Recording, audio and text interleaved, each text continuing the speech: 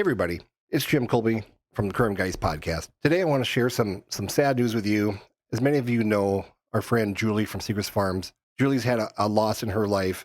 Julie's spouse, Gene Cannon, has passed away from a stroke.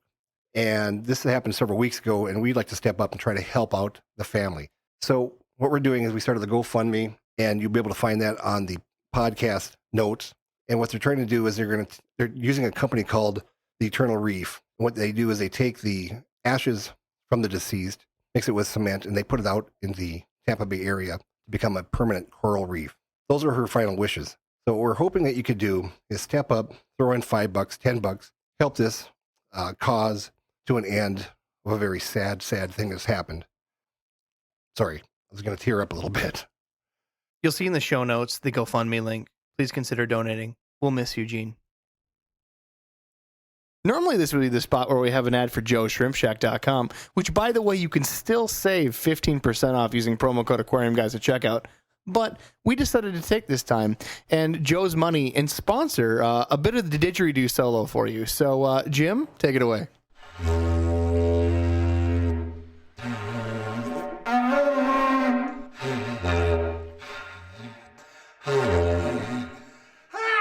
You can do it, buddy!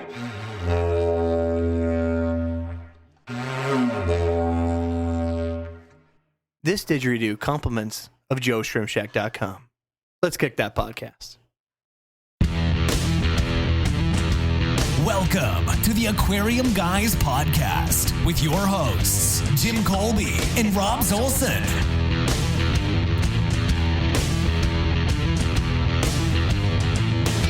Hey guys, welcome to the podcast. Tonight, we are guests. We have to be on our best behavior, Jimmy, all right? I put on clean underwear. You're actually wearing pants for the podcast. I did, because I didn't know we might have new people looking in, and I wanted to be socially appropriate. Pants, extra pair of socks, you even did your hair. Clean underwear. I'm pretty excited. Well, we are in the different Discord today. We are visiting Aquatic Affinity. They are a community of fish keepers that generally base their stuff out of a Discord, much like our fan base does, but also have a website, aquaticaffinity.org. And thanks so much for having us come. Zook, just take a minute. You're one of the head admins here. If you just want to say a piece about you and your organization. Hello, my name is Zook. You might hear them call me Zucchini. In our server, we're all about trying to help people who are new to the hobby. Did not expect that immediately. I'm sorry. Hey, you got the floor. No rush here. No pressure. No pressure. Don't screw this up.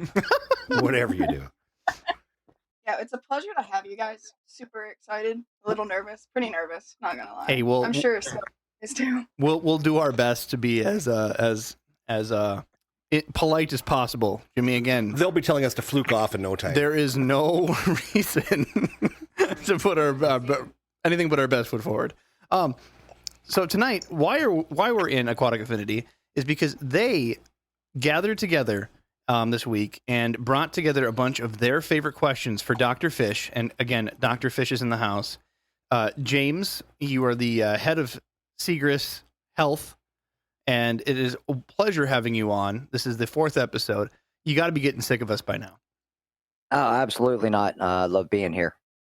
So that was the right answer. yeah, he's smiley. Yeah. He's wearing a bright orange Segrist shirt tonight. He's on par and ready to go. All right.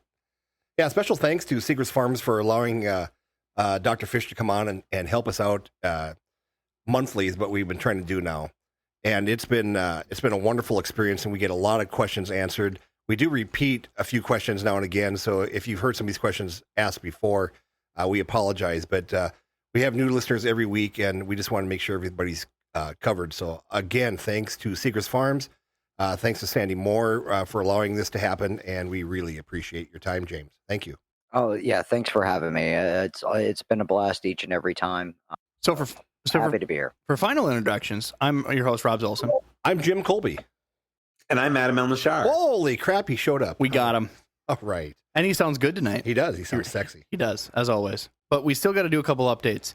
James, it's been too long. Do you have any news in your world and life since we last talked? it's still business, crazy business. So business is up all over in aquatics. So it's been actually hard to fill all of our orders. So just banging away. Gotcha. Last time we talked, we had a video, and you said that you did some homework for us. The video, and again, we'll have show notes. Maybe someone of our listeners can share the YouTube video. But it was about Mauen Sweetwater. And the idea was, just to preface for those that have no clue what we're talking about, there was a video that we found where they were claiming that the power of Christ, in so many words and phrases, was blessing the water to both handle fresh and saltwater creatures. And they had basically their own public aquarium this was in South Korea, a public aquarium showing hard saltwater and freshwater species all blended in the same tanks. It was something we've never seen before. The video went on for like 4 to 6 minutes, and it showed a ton of details. And the fish, it was very hard to like Photoshop that. You could see fish shadowing on top of each other. Just the crazy amount of fish. It had everything from, discus to triggerfish. I mean, everything in all these tanks. It was truly something creepy that we don't understand. And the whole idea behind this is some sort of like religious advertisement to come, see their church and talk to them more about it. Because again, they blessed the water. Now the water can sustain any life, according to what they said. So have you come up with any facts on that one? Yes, actually, I have. In a roundabout way, it took quite a bit of searching through the interwebs there, but found another video from Aquarama in 2009 was showing the same thing. Oh, okay. That led me to a couple websites, and which led me to the origin of what was called Wonder Water, and it was actually a product that Cordon was making back in the 50s, and it's a blend of monosaccharides and polysaccharides that make it freshwater sustainable for marine fish. You're kidding. No. Wonder Water, and it's a product made in the 50s? It was. They never really brought it to market to the hobbyist level because they couldn't convince people to keep the proper fish together, because you go throw in your typical freshwater fish into a tank with reef fish, not a good outcome. I'm so just blown away by this. So is there any like recreation where we can purchase some of this? What's exactly in it? They do not say. There's a really good story about it on the Cordon website, though. And what I'll do is I'll get these links and information from Doc here and put them in the show notes in the podcast so people can do their own research. But 1950s product called Wonder Water, never really released to the public. Somehow these guys got a hold of it, and now they're somehow sustaining saltwater in fresh and moving forward. It seemed to work. I mean, the fish looked healthy. They didn't look stressed out. They were full colored, and you certainly tell. I mean, when a fish is, and they're holding, they're not just like doing shots and moving the camera quick. They were holding those fish, and the amount of movement, and they didn't look stressed at all. Full color. They were feeding very well. Yeah, it was very interesting, and it was quite a shock to see. But it's fun to find out that there actually is a logical explanation behind this, even though we don't know the concoction of the stuff that they put in there. But it actually has been done. Yeah, and like I said, the most recent evidence I could find of it being used, of course, it wasn't under the Cordon name, was at Aquarama. And I think they were calling it Miracle Water there or something like that. And were you able to purchase this off the back of a comic book next to the sea monkeys? Miracle Water there or something like that. And were you able I loved sea monkeys when I was growing up. So apparently we have now broke, since we were in this server with Aquatic Affinity, we have broke the Discord channel limits. So for those that want to listen in, we're live on twitch.tv/aquarium guys. If you want to listen in live, you can see us, the whole thing. There'll be a live chat in the comments. And just remember, beautiful people are on TV and ugly people are on podcasts. So we don't need any comments about what Rob and I look like here. I know I'm not on there today. I know, and you're the man candy of the whole bunch. So that's pretty sad for everybody. I'm gonna post it into the announcements. Wonderful. So- I appreciate you guys accommodating us like that. All right. So, Jimmy, you had a question that you brought to the table, and then we'll get into some of the fan submissions, and then we'll get into this wonderful communities line of questions. Perfect. Yeah, I've got a couple of questions. I've got two questions. I got a phone call today from somebody who gave her my number, and her question was, I've got a goldfish, and it's got the belly up every once in a while up on top, and then it swims down, it floats back to the top. And I was trying to explain to her about swim bladder issues, and we've talked about this in the past. She tried feeding peas to it, and I said, maybe we'll try some duckweed, but can you just go over real quick what the few things that you can do for these goldfish that have swim bladder issues? The peas thing typically works. It doesn't always, unfortunately. It's really going to depend on what the source of the issue is.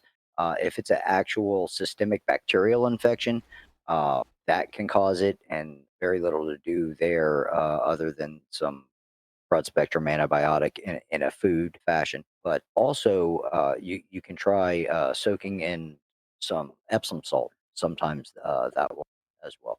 Otherwise, I know the other scenarios, and this is a rare case because there's not a ton of fish veterinarians that we have. Are you talking about burping the fish again? No, Okay. taking a syringe needle and actually pulling out some air out of the bladder directly. Now, I don't recommend this for only professionals because let's say it's just a normal swim bladder case where normal remedies or time should fix it.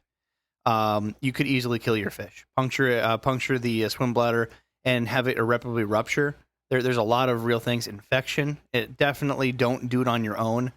Definitely leave it to a professional. But that is an option that I see some people do with bigger koi or pond goldfish that they want to spend a lot of money on and have that procedurally done if nothing else works. Yeah, this was a gal that had this goldfish now, of course, for 7-8 years and stuff. What is in the peas or the what's the word I'm looking for? Duckweed. Well, fiber, Jimmy. Fiber? No, I'm kidding. What you got for us, Doc? Honestly, I'm not sure exactly what causes that. Something I probably should know. I really don't know why it does work, but I've seen it work before, and I've seen it not work before, unfortunately. I've heard some people suggest that their diet is too high a protein. It's causing a lot of different levels in the fish's system to go haywire. And then, again, when your body's out of whack, your swim bladder is the first thing for a fish to be hit, so to speak. And just having a little bit more plant matter in their diet tries to clear out some things. But not like, they're constipated and suddenly their swim bladder goes. That's not the point. But yeah, I'd love to know exactly what that would be. So more homework for Dr. Fish. I'm going to give her some duckweed that I've got and see if that helps her at all. Because she tried the peas and the fish wouldn't eat it. And so I told her to put peas in with the carrots. Well, duckweed's delicious. Because peas and carrots are delicious. Did you tell her to take the skin off the pea? Yeah, she did that. Huh. And the fish wouldn't look at it. Usually I've never had any problems with that before. Yeah. So I have one other question, and Adam and I have been wondering about this. We are hearing that the U.S. government is not that far away from approving some sort of chemical to be used on tropical fish that will keep most of your guppies all male. Do you know what that is? They are working on legalizing methyl testosterone for use in fish. So our fish, not just food fish. And so there's tropical fish? Correct. Okay. And Adam, you had some questions about that too, because you and I were talking about it before. Okay, so one of the questions I had was, does this turn, so I'm assuming it doesn't have a 100% success rate, right? Correct. So what happens to the female fish? Are they sterile, or are they what we call in leopard geckos and in reptiles hot females, where they'll act like a male, they'll bulk up like a male, but they won't be a male, but they won't have kids, or they'll be yeah, sterile. yeah. We've in the past we've called those mules a lot of the times, Okay. and I suppose that could happen. I don't really work on the breeding side, so I really can't answer as to what would happen with those fish. Uh, but the way I understand it, it's just going to uh, make the males throw or make the spawn throw more males. And for those people who are out there Oh. wondering why you want more males, can you explain to people why we want more males in the hobby? Well, because one male can fertilize a lot of females, and Well, they hold that color. way, right? Yeah, and you can pass on more genetic. You can more of the genetic traits. They're expressed more in the male, so you can see what's going on. And really design your fish the way you want to. And the other thing too for people, if you own a pet store and you're selling guppies, most people want the males because they're the most colorful, and so they're usually in a little bit more demand, except for people who are breeding. A lot of stores only provide males just because of this sake that most people just want to buy, I'll have like 2 females and then I'll get 8 males, which 8 males will harass 2 females to death. And people don't understand Yeah. they need to keep a ratio. Well, I don't want the ugly female, a tank full of those, and then 2 males. And people just don't get it and let their fish get abused. So, any other questions from you gentlemen before we kick into the That was me. messages into the show? That was all I had. I just like button in front of the line and stuff. So All right. start out with the other question. I'm going to get off topic. We got a review this week. It says 5 stars, super nice content, good guy humor. I feel like a fly on the wall as a woman sometimes. LOL, I like the content. Has variety for all interests. Thank you, guys. And that is from Canada. Your mom's in Canada now? She is not. Oh, okay. I was She just is not. checking. That border is closed, Jimmy. That border is That closed. border is closed. Well, thank you very much for the nice review. Yeah, I'm sorry we don't have a female perspective on here, but sometimes Rob yells at me long enough and I get kind of weepy. So I mean, so there you go. I could just, try to raise my voice and pretend to be Rebecca. There you go. All right. Well, I was gonna say, isn't Rob kind of sometimes nag you like your ex-wife did? He See? does. There you go. For Christmas, what I'm getting Rob this year is I'm going to get handrails installed on my butt because he rides my butt so much. It's for his safety so he doesn't fall off when he's riding me. I just like the view. All right. Wow. I just like the view. All right, there's more man humor for There you. you go. So we have a text message from the UK. I could not text them back because apparently our Google Voice service doesn't allow us to message them back. So to Josh in the UK, this is from you. Hi, Robbie and the guys. I got a question I've never answered before, and I'd like to know, is it possible to parameter shock, and again, I'm going to do this for Doctor. I saved this one for Doctor. Is it possible to parameter shock biological filtration bacteria into a mass die-off, similar how you can parameter shock a fish? Absolutely. Typically, the most resident species of nitrifiers in your freshwater aquarium, if you're living even in the 7s, low 7s, even 6s, all the way up to the higher ranges, once you hit about 5.5 pH, they're just going to shut down. They don't really die, but they kind of go dormant, and they don't want to feed, and your ammonia will go crazy. So the next part of this is, in this case, I have crystal red shrimp, and I want to change to Neocardinia. After removing the crystal shrimp, would rapidly change pH from 6.4 to 7.5, and the hardiness would almost be nothing of GH of 9, KH would be 4, nothing to kill the filter bacteria ? Or would the filter bacteria be just fine in that scenario? You should be fine on that. No, it's pH dependent. Perfect. That's a great question. Wish I would have thought. Yeah, it is. It's all right. Brownie points for Josh in the UK, just because I can't text him back and I feel bad. All right. So that concludes the emails and other messages that we've had through the week. Again, shout out to aquaticaffinity.org. This is the community that we're live in tonight, and all these questions are from the community members. They've been sending messages into the board all night long. So directly from the top, let's start getting into this in big ways. Jimmy, you want to read this first one? All right, here's the first one. And this is from This is from This is from Zook. This is from Zook. She said, I'm writing an article on freshwater diseases for aquarium affinity and was wondering when zoonotic disease pose a threat that people should know about aside from fish tuberculosis. Since I'm considering writing a separate zoonotic disease article. Oh, many zoonotic pathogens out there in the hobby. So bacteria are probably your biggest one. Multiple. And bacteria is just like a huge category. Like you're throwing dice because you don't know what's actually going to be put from that, or is there specific kinds that you see pretty commonly from zoonotic issues transferred from aquarium? Vibrio, which is the genus that causes cholera. Vibrio cholerae being the specific species of bacteria. There's also fungal infections that people can get from aquariums. So always best to, anytime you're working your aquarium, always use good hygiene when you're done. Wash your hands, soap and water. Now, I do have a follow-up question for this one. I know we're going to get it already, and we've actually got it in the past, and I've chose to ignore it. But let's say that you're at Jimmy's place, right, and he has an indoor pond. One of his guests get wicked trashed, and they end up naked in his pond. Is it possible that It has happened. that sexually transmitted diseases can be carried in your aquarium or pond? Can Rob give my fish herpes is what he wants to know. Right. That's another that like he has the same look that he gave me when I told him that garlic worked for ick. See?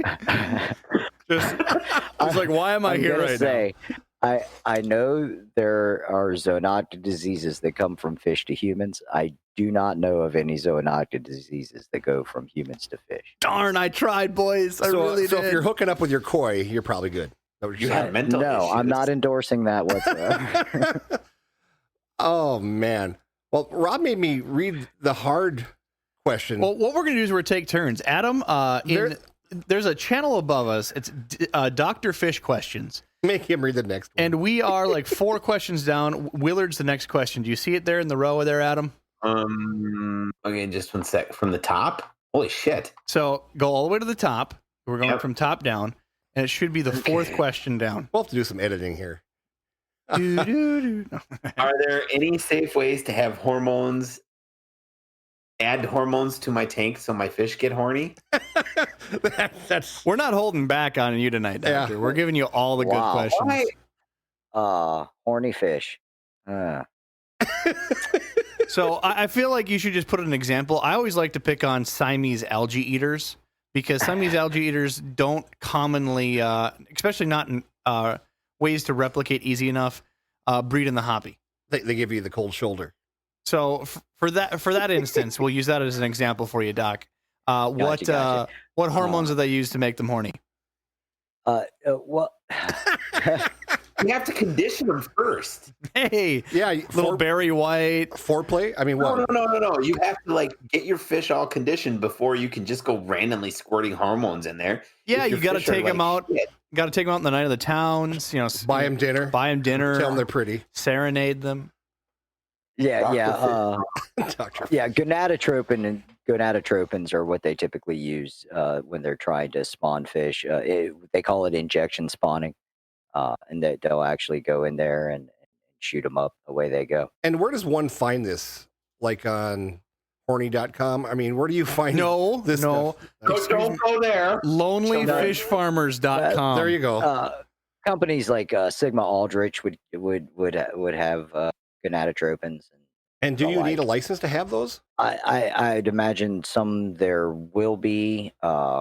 We don't do any injection spawning at Seagrass, but there are farms around us that do quite a bit of it. And so do you need a license for that? I do not believe they have to have a special license. No. Well, I mean, I'm assuming all farming procedures are state per state. So we're asking about Florida specifically. So if you don't know, then they probably can do it. Yeah. I don't know. I'm not aware of them having to apply to get any special license to have that chemical. You know, Now whether the company will sell it to you is a whole different story.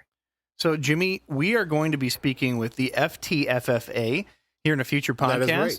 So we will ask them because I know they're a co-op that helps a bunch of fish farmers and is a collective of fish farmers together. So he should be able to answer if they stock chemical, if you have to have a license for it, all those questions. So we'll bag that one.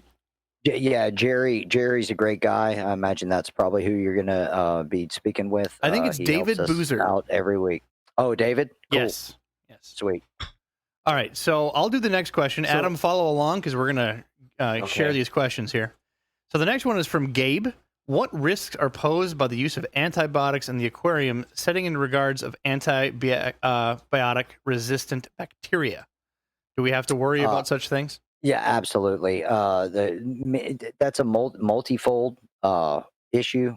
Not only do you have to worry about bacterial parasites in your system becoming resistant to the antibiotics, there's also the antibiotics getting into the environment and causing other issues. So it's like a double concern. Like for humans, Yes. they talk about antibiotic resistant bacteria like MRSA stuff in hospitals, and we have to Correct. worry about some of the things that we get in contact with, that we touch, and then also in our person. But with aquariums, fish are in their own petri dish. That's where they live. It's not just their system. It's literally a botanical of slurry that you need to worry about. So only use antibiotics if you absolutely must, and always try to seek your best professional help from either a community, preferably a veterinarian.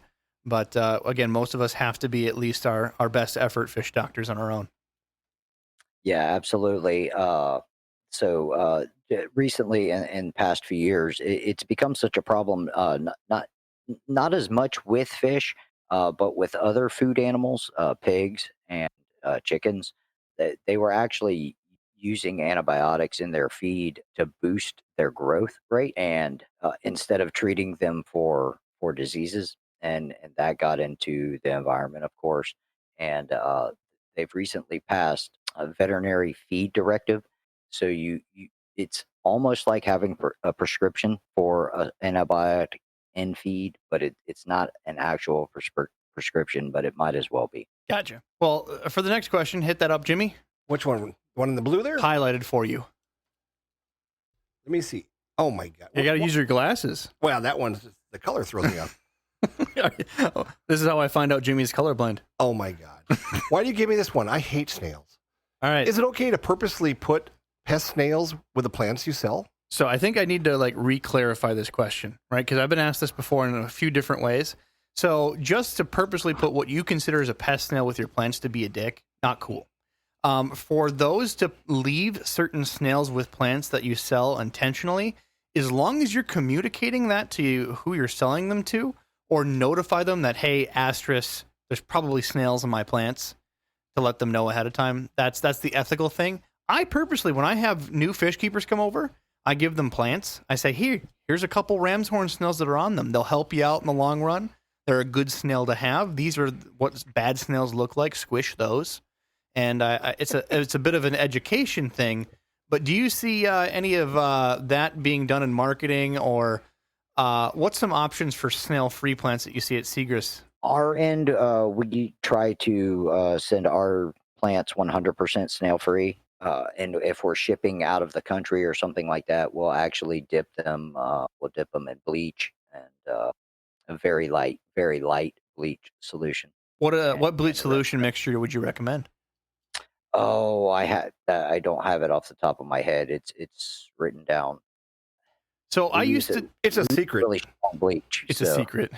I used to use a big bleach mixture, but then I moved to actually chlorine tabs. Have you used those personally? No, because we use we've got the 12.5% bleach right at the farm. Ooh. So yeah. You got so the good shit.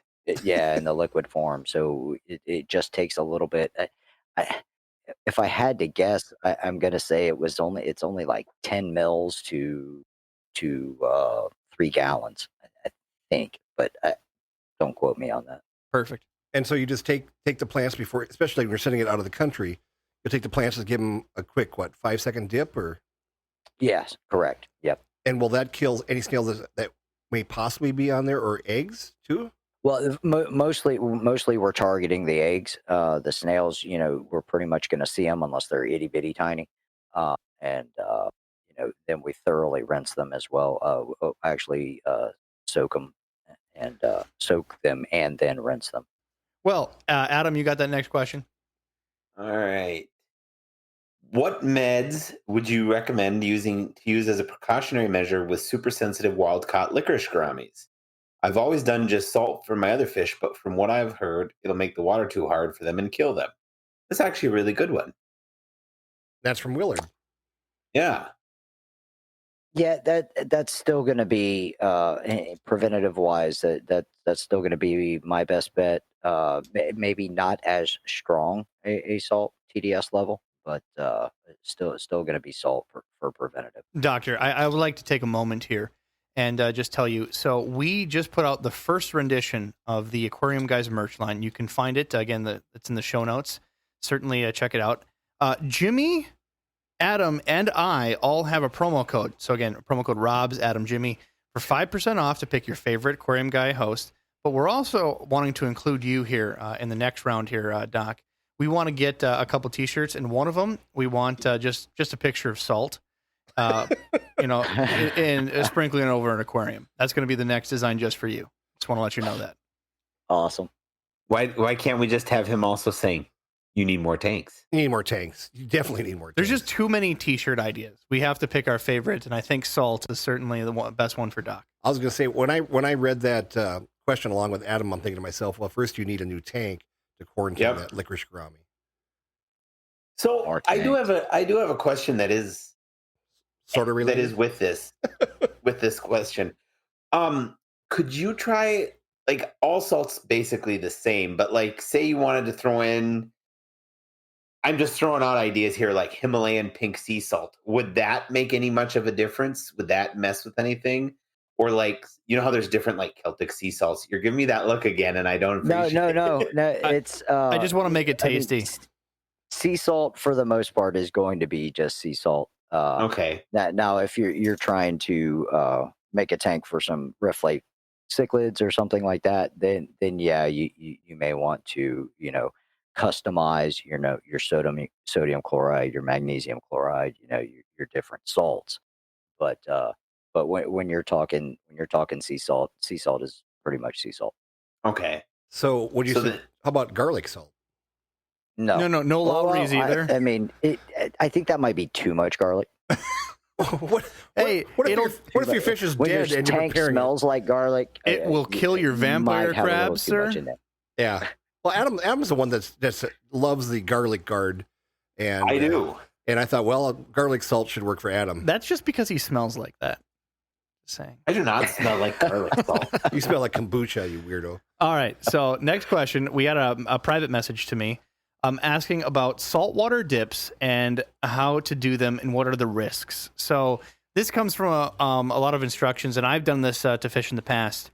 When you see a fish, specifically with fungus, you see a lot of guides and instructions to make a saltwater mixture in a separate bucket, dip your fish into them. It's a very high concentration of salt, far surpasses even like saltwater aquarium. Again, it is a dip.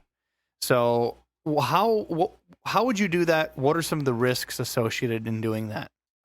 You're definitely going to shock the fish, but you're hoping that the shock is not more than the benefit of any parasite you might be knocking off. Full strength seawater is fine to use. I don't suggest going over that. And it's an eyes-on thing. Even if you've done it 100 times with one species of fish, you always have to stay right there.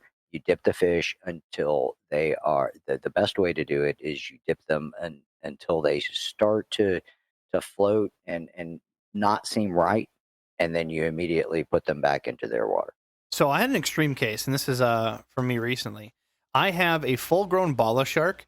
And the shark continually, like, he's very skittish in the middle of the night. Like, he'll jump and hit the glass continually. And there's always, like, little marks on his nose and whatnot.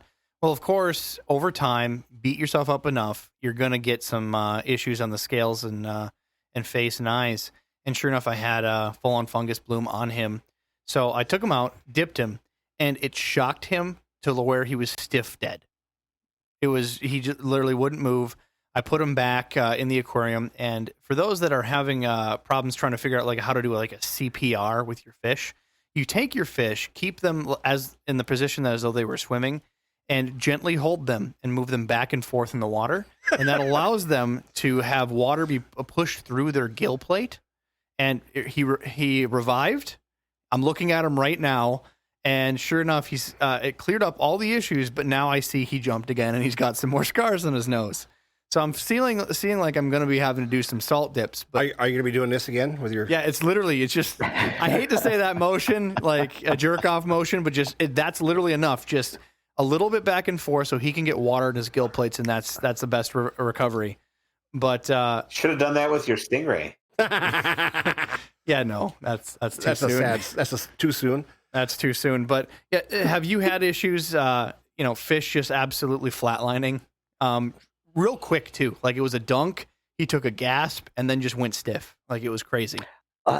Not really. Now those fish, for other reasons, I've had some really odd experiences with bala sharks. Once when I first started working at Seagrist, they were back then we called picking fish and sucking shit, but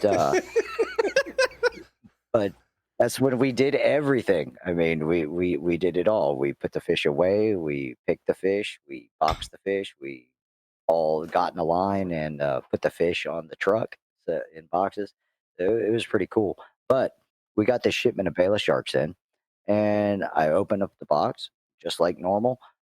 As soon as the lid comes open, all the bala sharks hit the top of the bag and died. Every one of them. Whoa. That's a lot. It was amazing, and it was so sad, and I nearly cried. And Well, you should have CPR jerked him. You know what I mean? No, they were goners. They were done. Nothing will get them back up. Wow. What do you do?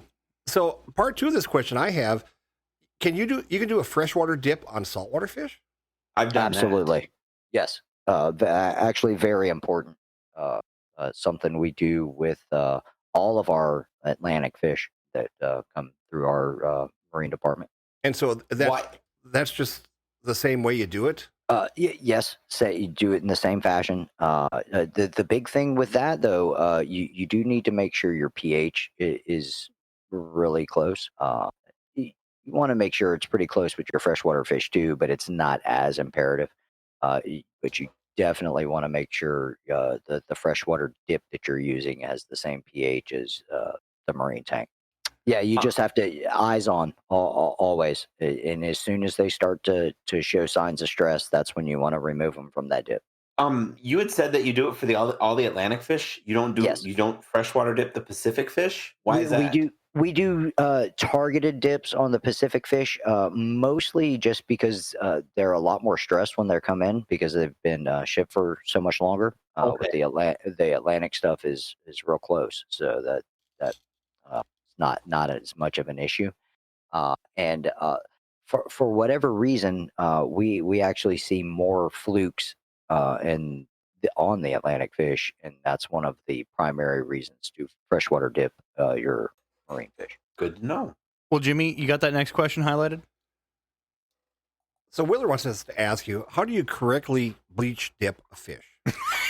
Correctly. So I want this wholeheartedly answered here. I get this a lot. Correctly bleach dip a fish and then put them in batter. Oh, we're being serious here. We get this question a ton. All the time. There are actually, I guess you could call them bleach. There are treatments that are used for disinfection purposes that you can treat while the fish are in there. I don't suggest doing it, but I have not gotten that answer ever. I'm actually shocked that there's actually a couple treatments where you would use it. I would say 99.9% of times, don't be dumb and bleach your fish. yes, and absolutely that not. 0.01% of time, you want to consult a veterinarian.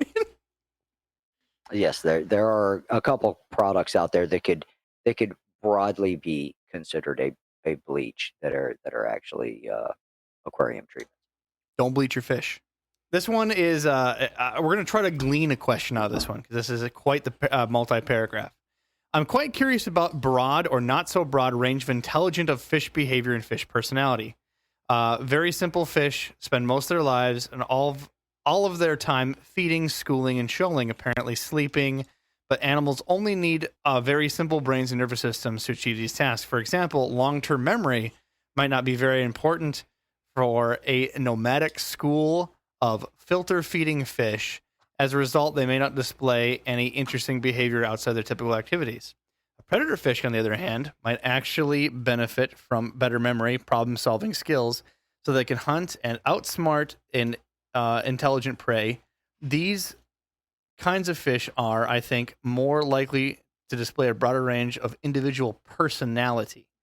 Has this been true in your experience, or do you see these quote-unquote feed fish, shoaling fish, have a lot of character and personality as well? So I think this is specifically brought towards you in your background, so many years at Seagrass Farms, and seeing all the hundreds of different types of fish come through. You get to see a broader range of behavior for them. And yeah, definitely a interesting question. So the question is an Oscar smarter than a feeder goldfish? Is that what it is?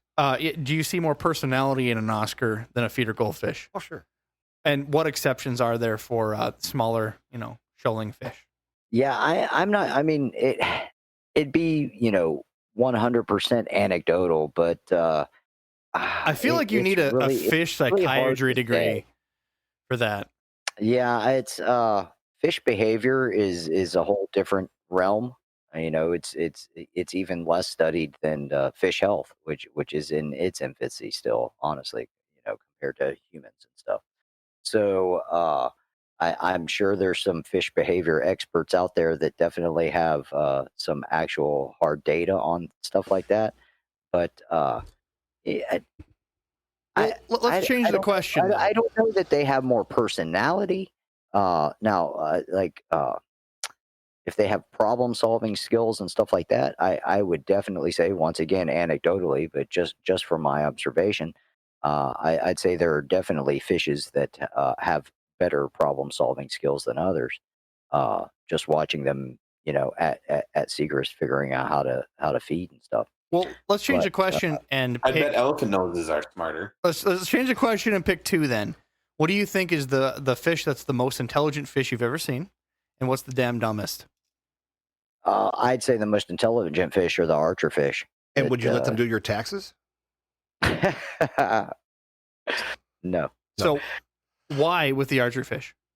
Spitting the water out of the water up onto the leaves to knock bugs down into the water.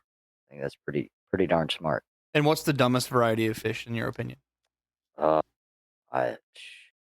don't know. I'd say one of the ambush predator fish that just sits there and waits for something to swim by and gulps it down. See, I'm going to take a crack at this one. We're going to go with That sounds like you. the correct answer is endlers. I mean, feeder guppies. Feeder guppies. I'm thinking more of the predatory fish that sits there and just waits for food. That's kind of like Rob. That's opportunistic. That's not dumb. Rob's fat and happy for a reason because he's big brain. Lazy. He's There we big go. brain. All right, Adam, you get the next one.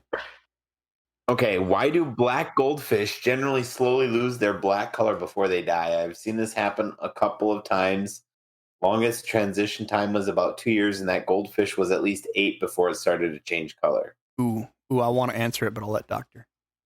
Yeah, typically a lot of that's going to be diet and lighting, and I've never seen a black, quote unquote black, raunchy lion head, even the expensive ones. With time, that color definitely fades. Well, You also have to take into the consideration that the fish that are grown in Asia are buku loaded with lots of hormones as well.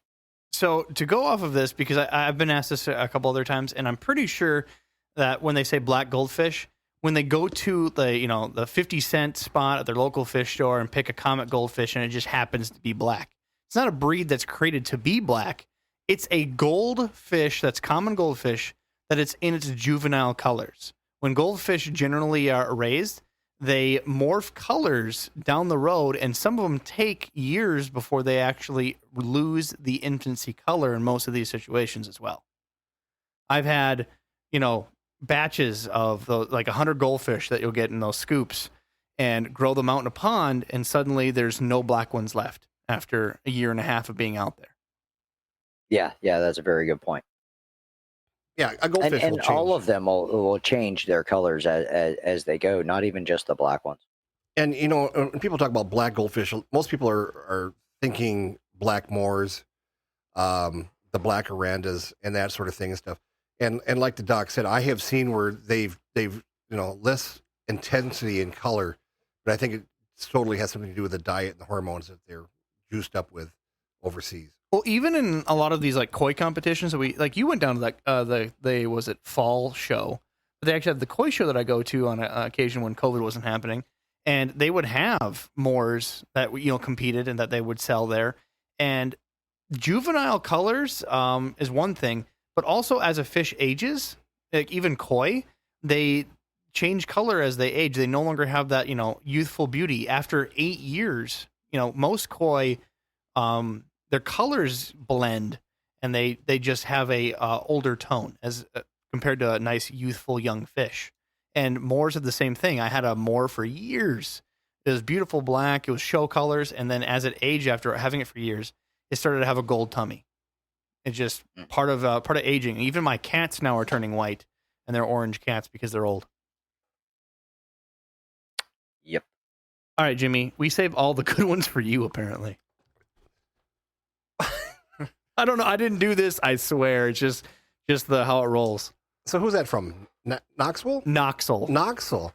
He wants to know, does the piss cycle actually work? So just to clarify for Doctor, the piss cycle, in case you haven't heard it, which I know you have, but to clarify for the audience, is to start an aquarium, you have to go through the nitrifying cycle in the tank. To start it up, people can either, set up a tank, let it sit for a good long amount of time. People add a little bit of fish in there to try to create waste to start the cycle. Otherwise, they can purchase a product, they call it bacteria in a bottle, to start the cycle artificially on their own. Some people, and I'm really mean this, really do believe that you can just take a piss in your aquarium and that'll be good enough to start the cycle. So does the piss cycle actually work, Doctor? I've never tested how much the peeing in a tank raises the ammonia level. How about a pool? I would say you'd need to pee in it quite a few times because you need to get up to about 2 milligrams per liter of total ammonia before you're really going to be able to start cycling. I'm a proponent of fishless cycling, just regular Parsons ammonia. Just throw some in the water, keep measuring it. If you'd like to buy some of the bacteria in a bottle, that's fine. Whichever one you choose. We do use some proprietary ones at Seagrass ourselves, and so do some farmers. Definitely, ammonia does start the nitrogen cycle. So theoretically, I guess you could, but I wouldn't suggest it. All right, I have some friends that are not to be named. All right, let me make this clear, Jimmy. Why are you looking at me? Because I've this never is your peed in- question. You read it. I peed in a hot tub when I was drunk a couple of times, but that's it. You're just starting the cycle. Yeah. All right. So a couple of guys, they wanted to measure Helping this. them out. They set up a 55-gallon aquarium. They got a step ladder and they took a nice long pee. Why not? Right. Why not pee in a cup and just pour in? After a little bit, and the filter stirred everything around, they dip measured to make sure it had the appropriate amount of ammonia. And as gross and bad as that tank smelt, it did. And, they just did future water changes and they had a cycled tank. However, don't pee in your tank. It's not worth it, right? We talked about bacteria that you're adding. It's not just adding ammonia. That's disgusting. I mean, I don't care the excuse. And there was no fish in this tank when they did it. I can't explain how dumb peeing in your tank is, but I get that all the time. People ask me, hey, can I actually pee in my tank? Technically, but don't do it. All right. It's dumb. Seagrass Farm sells a couple of different bacteria in a bottle. I saw 2 of them today on the list. They're relatively inexpensive. They go a long ways. You also can go to your PetSmarts, your Petcos of the world. They also sell that. But just remember that if your bacteria in a bottle freezes, it's basically useless. All right, so I'm gonna. Go Yeah, ahead. and another thing on that, dry nitrifiers really don't exist. There are some dry products that will feed your nitrifiers and really boost them. But if it's not a liquid, then it's not going to promote nitrification. There's supposedly supposed to be some dry nitrifiers that have come out of Asian territories that have worked, but they're not nitrifiers that came out of an aquarium. They're terrestrial. And as much as they'll eat the ammonia and start the process, they are not going to live in your tank long term. And it's just limping through until your normal nitrification is done. I'd agree with that statement. Yep, definitely.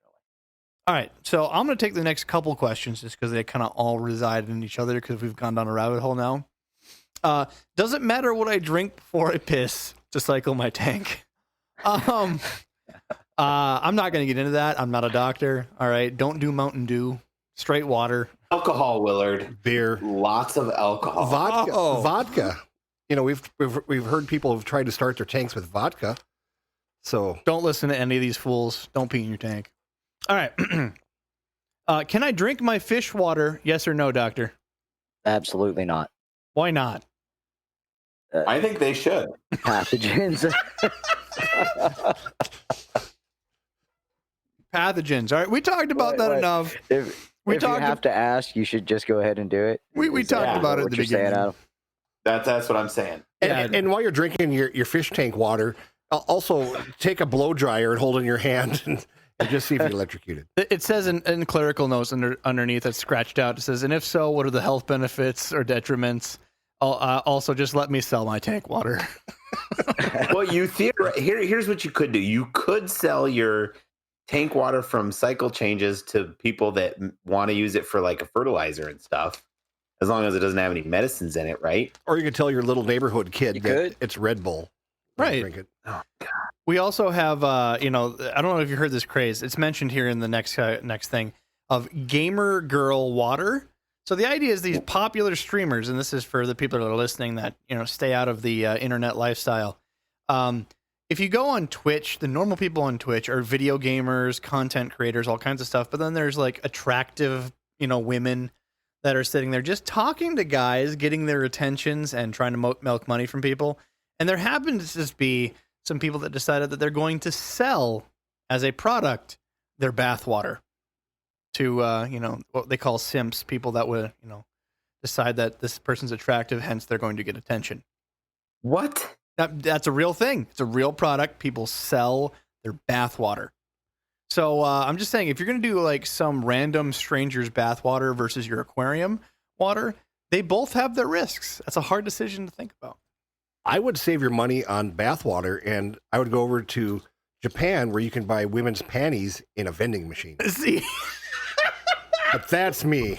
All right, moving on.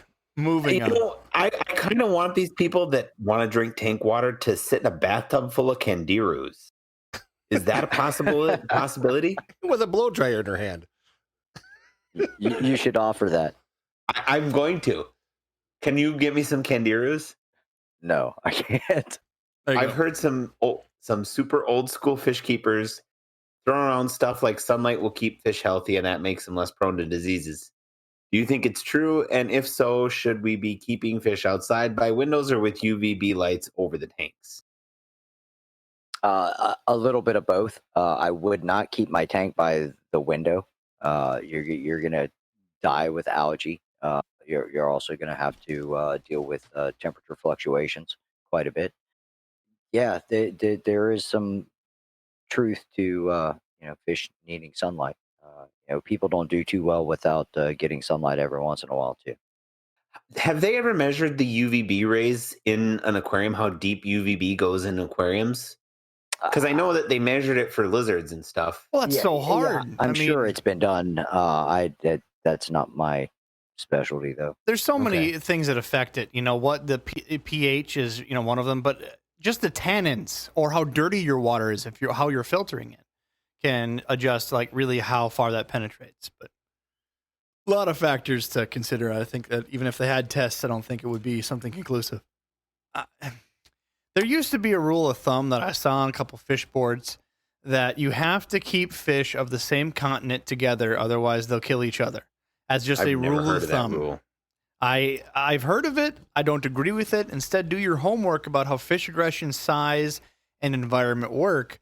But do you have any other rule of thumbs, or do you somehow believe in this, Doctor? If you're a full-on biotope type person, obviously you're not going to want to keep South American fishes with old world cichlids and new world cichlids. In some people's mind, don't mix. But it's not like there aren't regions in those continents that are similar and that you could keep fish together. So that's more of a personal thing. As long as you're not stretching the parameters of those fish too far. Is mixing kale for the yellow pigment zeaxanthin into your fish's normal food actually effective in brightening their natural yellow color? Astaxanthin it may be the term you were reading. Trying. And that is true. Carotenoids help with that as well. That's going to be your reds and your yellows. So that Okay. kind of goes in the same effect as like people that eat tons and tons of carrots will turn a little bit orange. Kind of the same thought process. Yeah. It's the carotenoids, the beta carotenes and stuff like that. And the astaxanthins help with yellows and reds. Cool. All right. So the next one is, hey everyone, I had a lemon tetra I rescued from a crayfish. The crayfish managed to eat the fish's tail to his body. Will it grow back, or what's the best course of action? This is from PMH 4783. Oh, I mean, All happens is due to severity. depends on the tank mates for one. Number one, I mean, if it's a lonely lemon tetra, then and it's still moving around okay, that it doesn't have an active infection at the wound site, and then I'd say you're good to go. Let it live out its the rest of its days. But if it's in a tank where its tank mates are going to pick on it because it's half a fish now, then you may want to go ahead and euthanize the poor guy. I found that you're going to hate me for this one. Taking the fish and dipping its nub in salt can help in certain situations, because the problem is scarring. That's the issues I have. Now, You're just making shit up now. with other stuff like certain catfish, it'll burn off barbels if you left in a long time. Like, you can't have Corydoras and expect just to dump salts directly in your tank without dissolving it first. You'll burn them. But in the situation such as that, I've had a fish where literally it had stuff that went on, missing the back tail, and I took the nub, put it in literally dry salt, just like you would poke it in there, put it back in the tank, and it encouraged growth. It's going to for one, it's going to kill any secondary bacteria that are there. So that's not actually such a bad idea. Potassium permanganate can also be used in that method. You make a slurry of the potassium and dab it right directly on the wound. It's pretty much doing the same thing, chemically cauterizing, basically, rather than burning cauterization. Yeah, like I said, if the fish is still, it's not going to grow a tail back, unfortunately. If it's down to the peduncle, it's down to the peduncle. I don't want to point out the obvious here, but didn't you guys like slap a tail on a dolphin down there in Florida? Put it in the aquarium? They certainly did. Winter the dolphin. That's right. And I was there about 3 years ago and stopped and saw Winter the dolphin. And man, that dolphin gets around pretty damn good with that tail. So Yeah, prosthetic tail. It's amazing. So do that to your tetra. Go out and get yourself a prosthetic tail. I'm just saying. We're going to see pictures now from kids that are going to be like, oh, my fish lost his tail, and they're going to super glue foam onto the end of it just because of you. No, you have to use your 3D printer. Oh, okay. It's because 3D of printer. It's because of Disney. That's why. Thanks, Disney. All right, your next question, Jimmy. What are the benefits and the drawbacks of feeding saltwater food to my Malawi cichlids? Not much, honestly. Now the other direction, you don't want to do so much. Freshwater fish can pretty much digest anything that comes from the ocean. Uh, Saltwater fish are not good at getting nutrients out of things that come from the freshwater. Wonderful. So this one's specifically, that last one was from Mr. Pink 158, by the way. This one is from a hardcore ramen lover. How long have you been in the aquarium hobby for, Doctor? Oh, since I was very young, actually. I just had a birthday, and my mom does this thing where she posts 3 pictures for your birthday. And one of them was when I had a giant blonde afro, and I was probably 6 years old, and I'm sitting in front of my favorite tank. So 40 plus years. We'll say lifelong. Yeah. I noticed how he kind of skirted that whole issue. Yeah, lifelong. Lifelong. All right. Adam, you got the next one? Yep. Are there benefits of exposing fish to diseases and bacteria that they would come in contact with in the wild? Kind of like you hear about exposing your kids to certain things at the farm just so they have immunities. I don't endorse that. There are, when you're dealing with tank raised animals, they do have naive immune systems. So sometimes you can get an issue where you put tank raised fishes in with wild caught fishes, and they may get sick. But I'm not going to say subject your animals to something that can make them ill purposely. I was trying to analyze another question that someone else sent me on the same lines. Just another anecdotal note on that.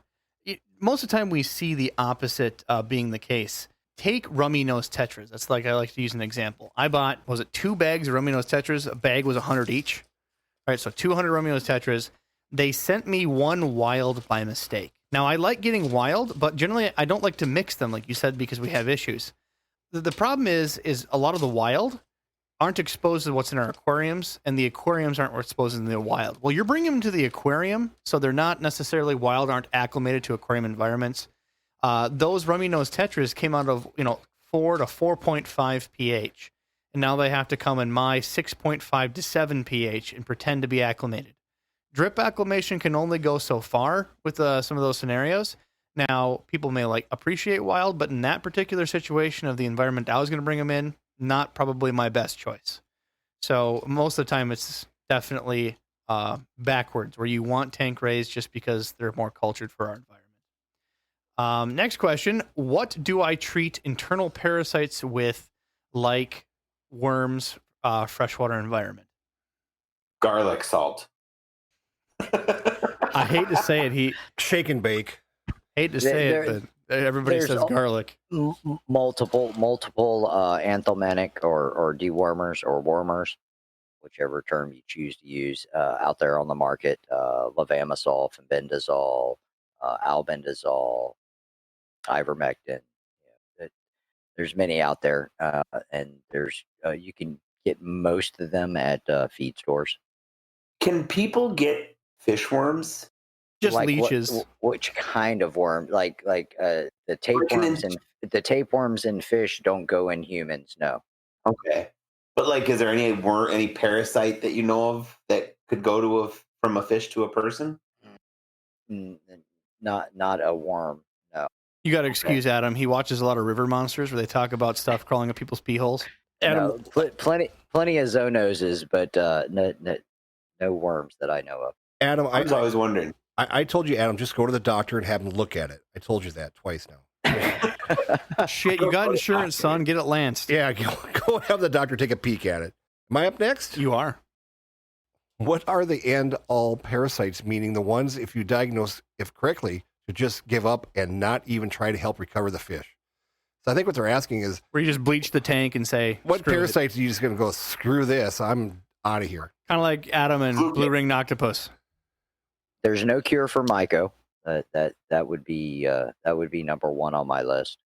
There are some other diseases out there. Now, to diagnose those, you need to be on a higher level. So you'd have to actually send them out.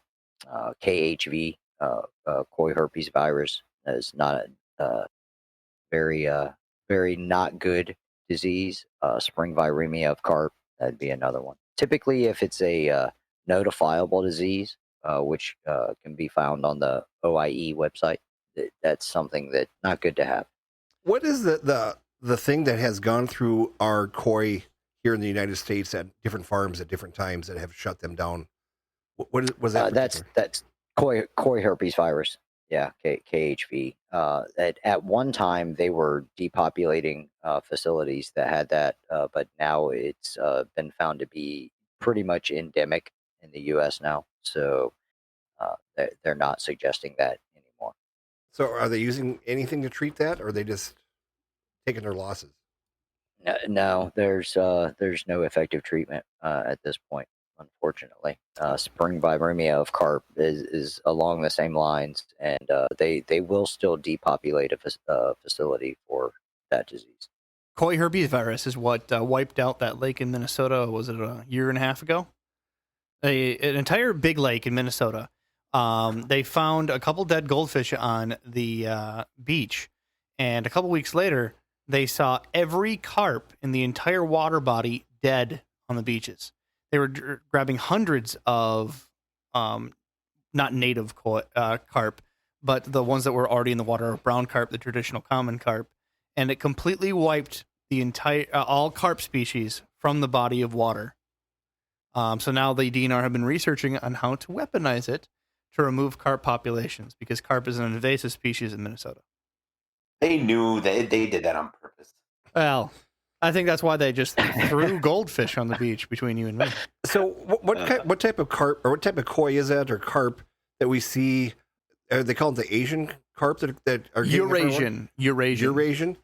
And I mean, I've seen it like on River Monsters and stuff where they're showing they're going down, running electricity into the water to kill these things. That's Asian carp. Yeah. I thought you meant the ones in Minnesota. No. That's actual Asian carp. Asian carp. And so the ones that jump out onto your boat. Yeah, I mean, they're actually knocking people out because they jump up when the boat goes through the river system, and they'll jump up and you'll end up with 100 fish in your boat and 2 of them in your eye. Yeah, it's pretty crazy. I've seen that. Yeah, wild. So what's the most invasive species that you guys have down in Florida right now? I mean, I know there for a while. Ooh, pick me. No, he's from Florida. No, retirees. He's from Florida. Retirees. Yes, retirees. Actually, no, because of COVID, they're not here anymore. Yeah. But no, they the lionfish right now is probably the worst. Water-wise, is the most invasive species. But I mean, you also have to take into account the walking catfish that have been here forever that almost get no press anymore. But they're terrible for the natural environment. You guys are just one giant melting pot of invasive species. Like, you got snakeheads, you got boa constrictors, you got, like, name it, and it's somewhere in Florida. Feral pigs. They got really cool monkeys. Yeah. There's some monkeys around, iguanas, agamas, tegus. The giant snails that eat the drywall in your house. The land snails. Actually, my wife was on CNN during the land snail issue way back in I think it was like 89 or 90. So do they still have a bunch of them, or have they pretty much gotten those wiped out? No, I haven't seen a land snail in years. Huh. Like, how attractive is Anderson Cooper in real life? Oh, excuse me, this was the 90s. It would probably be Wolf Blitzer. Never mind. No one cares. All right, Adam, you got the next one. Again, that class question that we did about the parasites was from Gotskilla. The next one's the fish squad. You got that question, Adam? Yeah. How do parasites get introduced? Well, you didn't have. Okay, I'm just depends on the parasite. Well, we'll have to have more specific questions going forward. Next, I mean, it depends on the life cycle of the parasite as to how it would be introduced. Some parasites can be introduced by, into ponds by bird legs, or. I just think that question came from a COVID society, if you know what I mean. I'm thinking it's like, they meet at the Parasite Motel. Fish were eating bats, and now they're all at risk. That's correct. Next one's by FedEx, not FedEx, with the letter X. What pros and cons are using different types of tank substrate? So I'd like to even turn this up a bit. No, Jimmy, we're not talking about pro sand. rock. I'm pro sand. I have now met in the middle and do rock and sand, like gravel. What do you recommend, Doctor? That's personal preference, and make sure whatever you're using isn't going to aggravate the fish. So if you have things that like to live on the bottom, you probably don't want really sharp things on the bottom. See how he took that political statement? He He's not on Team Edward or Jacob. It's kind of like you asked who he voted for, and he said, I voted for Kanye West. Yeah, It didn't offend anybody. just like I did. That's right. Twice. Twice. Mailed one in and stopped in and did it again. Right. All right, Jimmy, answer Fishful's question. This one's actually a good one. I worry that some of the hand soaps or antibacterial gels could be unsafe for shrimp or fish. Any recommendation on aquarium safe hand washing? Absolutely. Soap, number one, is horrible for fish. Terrible, terrible, terrible. Never clean your tank with soap. Ever, ever, ever, ever, ever. Water and bleach. And then if you want to make sure there's no bleach in there, you can. He's asking use for some hands. sodium. But never use soap near your tank. That includes on your hands. Make sure they're rinsed really, really well. After you use soap, but before you don't want to use soap. If you want to disinfect your hands before putting them in your tank, just regular old isopropyl alcohol is the best thing you can use. It will not hurt your fish. Any hand sanitizer that is only isopropyl or ethyl alcohol and just a gel, then you're going to be okay with. But if there's no scents, no colors, nothing like that, you want as close to 75% ethyl or isopropyl. Now, I want to add to this question because we had a gentleman that messaged me before. This was a long time ago, and it just jogged my memory. He had a bottle of Swiss Navy water-based lubricant that fell into the aquarium, and half of it spilt in. I don't even want to know how it ended up.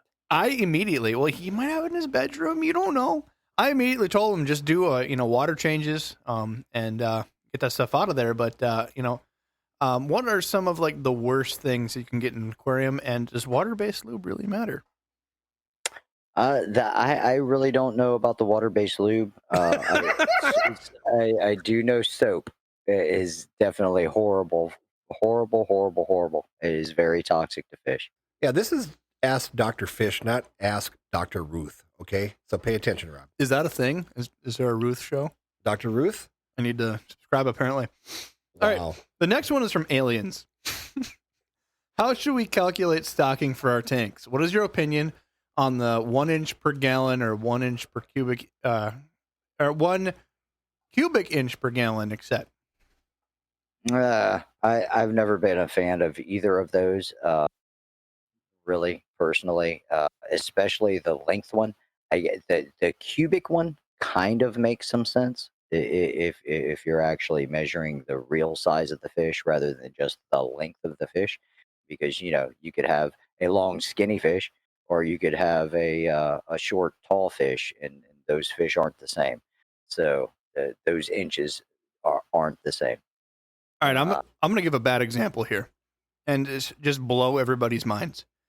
I'm going to pick two fish, and the reason I pick this is just to, shit on people's theories that the inch per gallon or cubic inch per gallon is a thing. I have a bala shark that I'm looking at. The bala shark is what, 14 inches, Jimmy? Give or take. We'll say 12 inches, right? That bala shark is going to need length. He's going to need to have area to swim back and forth, and even then, their jumpers, clearly mine has a busted up nose, and they need that space. They're not going to need a 50 tall. It's not going to work for them. They're going to need the space. Whereas the same length fish for like a what are those? Coolie loaches? No, African butterfly fish do get 12 inches long with the long lace tail. Honestly, you could put those in a 20-gallon tank, and they're going to be happy. The way you diagnose a happy butterfly fish is if it sits like a cork in the corner. The moment you feed, it turns on, it hits the food, and then it goes back in its corner, is happy because they don't move. They're waiting for prey to show up, and when it shows up, they hit it quickly. That's a happy, fat fish. It'll be the most boring thing you've ever seen in your tank, but happy, fat, doesn't need a lot of space. Same size fish, bala shark, needs a long place to swim. Well, Absolutely. It's really going to depend on the fish. I mean, one goldfish will crap as much as 10 neons, as far as I'm concerned. Right. And, Yes. And, you're talking about inches. I mean, you got a Cooley loach that's 3 inches long, and you got yourself a fantail goldfish that's 3 inches long. It is 20 times the fish that Cooley loach is for amount of waste and stuff that will go on in that tank. Yeah, I just mentioned just size for them to swim and live, not waste at all. Like, that's an entire other equation that adds to the factor. There's too many things to go into it. Absolutely. I think this one's yours, Jimmy. How often should I totally tear down and clean a tank, substrates, decor, etc.? So how often should you tear down your tank? I don't ever suggest tearing down your tank unless you're going to buy more tanks. That is correct. There you go. Best answer of the night. There's no reason to tear down your tank unless you want to change out the color of your gravel or somebody puked in it. All right, Adam, you got the next one by Lando. Generally, how often should you vacuum substrate? That's going to depend on the fish and your stocking density, but at least, bare minimum once a week. But, so some tanks are going to require daily, depending on how you keep your fish and how you feed your fish. See, I'm a guy that has yet to vacuum his substrate in 3 of his tanks on purpose because he doesn't leave a lot of waste to sit, and my gravel isn't that dense in the back. And honestly, I want a place to perpetrate a cycle in the tank, and these are my sump tanks. So there's a lot of water going through them, not a lot of permeating to create ammonia-style bacteria. So I've yet to vacuum them. So I'm assuming that what you're mentioning is something for a closed system. All it has is a filter on the back, and they probably have at least 2 inches of gravel. Yeah, definitely. And I'm talking, I think you're on the more advanced hobbyist level. So I'm next level, Jimmy. Yeah, Doc said it. You're next level crazy is what you are. All right, who's next? I think it's me, isn't it? Alien says, should you vacuum substrate at all? There's arguments for that as well. And there's, I say that there's some scenarios where you wouldn't do it as often. Again, like I haven't done it for my tank for 6 months. I probably need to do it. Honestly, I should get in there. I shouldn't take out my gravel and wash it, but definitely vacuum goes a long way. How about that one there? Do fish dream? Mm-mm. No? It just asked him his dream fish. I asked if fish dreamed. I want that answered first. I don't know. Has anybody hooked up fish to an EM? What is it? Is it EMG? EMG. Or you know what I'm saying? EKG. EKG. There you go. Yeah, I'm not sure. Yeah. Brainwaves. So again, the question is, what is your dream fish, doctor? No, it says dream fish. I clarify with Mr. Wubbs. My dream fish? I don't know. Trying to figure out how to work a tank into the house, which we haven't had a tank in the house for a long time. But it's going to be for the blue dolphin catfish. I really dig them. Does your wife know about this yet, or is this still on the down low? That's her. She's down with that. So this has been approved that's by cool. the government. Yeah. I have always found that if you do need assistance with this, it's better to just ask for forgiveness for whatever you're doing before permission. Absolutely. That's why I have 4 kids. Next one's by Freddie. You have a favorite coral? Do I have a favorite coral? Yes. No, I've actually never kept a marine tank. I thought you were going to say crush coral. I'd like to look at the corals though. I dig checking them out, watching them. I like the coral buffet. It's great. You never kept a marine tank, yet you guys have to take care of it at Seagrass. Yep. The irony is real. What was wrong with my joke? I mean, The corral buffet? the coral buffet. Corral. Same thing. Hashtag dad jokes. Yes. Hey, another question I have for you. I've read this over and over that fish have such a short memory and that they forget whatever they're doing 10 seconds ago. how come every time I put my damn net in, that fish remembers that net was there last time and takes off running like it's scared as hell? I mean, do you really feel that fish have that short of a memory? Wait, Doc, hold on. It's because you. No, I'm not naked. No, it's because your fingers smell like cheese. And No. you're talking about my bad jokes. That sucks. I don't know about fish having short memories. I don't necessarily buy that. I don't either. And I just came off the top of my head here, and I'm sitting here drinking my Mountain Dew. All right, so we have the next question from Adam's secret admirer. Boxers or briefs? What? No, I'm joking. Go ahead and read the next question, Adam. Are there any negatives to having Commando. live plants in an aquarium? Did you catch that, Doc? No. Can you repeat that, Adam? Okay. Are there any negatives against having live plants in an aquarium? You can't use as much salt, Oh yeah. Can't use much salt. but I mean, it's going to really depend on what you're trying to do with your aquarium. I mean, the only negatives I've ever had with live plants that I didn't like is if you want to catch a fish and you end up tearing your tank up completely just trying to catch a dang coolie loach or a Cory catfish that you want to get out of there because they're either sick or they're being mean or something like that. So Or you have freshwater crayfish that decide that they're a lawnmower and going to clip it all. that is cool. If you've ever seen that, A lot of fun. a lot of fun. All of a sudden, all your plants And- are floating on top. All right, that last question was Yeah. from Pepper. The next And, one. plants can also be more susceptible to water quality changes than fish can at times too. See, there's just nothing wrong with it. So would plants be a good indicator of overall aquarium health? And They can be. if you see your plants starting to not do well, maybe it might affect your fish also. That you can watch it for sure. All right, we got a bunch more questions. Let's try to blow through these as fast as we can just to make sure we're trying to get everybody's. So from Dirk Kaiser of Carrots asks, do I need to worry about GH for my ghost shrimp? For ghost shrimp, Yes. I wouldn't worry about that. Nope. Because they're a quarter. All right, Jimmy, you get this one by Sam. Why are live bearer guppies becoming weaker compared to, say, 10 years ago? Is there a way that we can change this? And this just gave Jimmy a soapbox. Well, I just personally bought 300 guppies that are locally bred, and I just ordered another 300 today.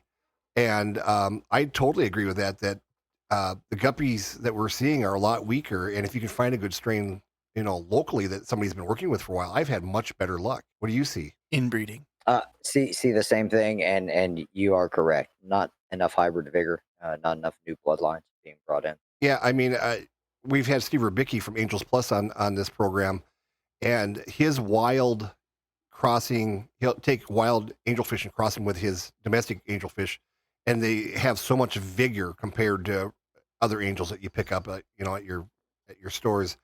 And that wild gene certainly helps the whole overall health of the fish. Absolutely. Got that next question, Adam, by Pepper? How should you respond to people who claim their beta lived for 4 years in a bowl? And what's the best way to cure bloat in a beta fish? I've seen betas live longer than 4 years in a bowl. I don't necessarily recommend it, but I have seen it done. The bloat thing is going to depend on what's causing it. My mother had a beta in I thought you were going to say your mother had bloat. no, she those like bowls that they put on the wall? Like they're like a half bowl, but you hang it on the wall Right. flat. Right.